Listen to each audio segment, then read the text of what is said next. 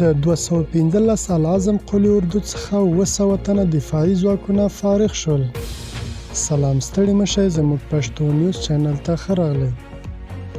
ملي دفاع وزارت وایي له 215 اعظم قوي اردو څخه 700 تنه دفاعي ځواکونه له مسلکي، نظامي او عقیدوي زده کړو وروسته د ځانګړو مراسمو په ترڅ کې فارغ شول.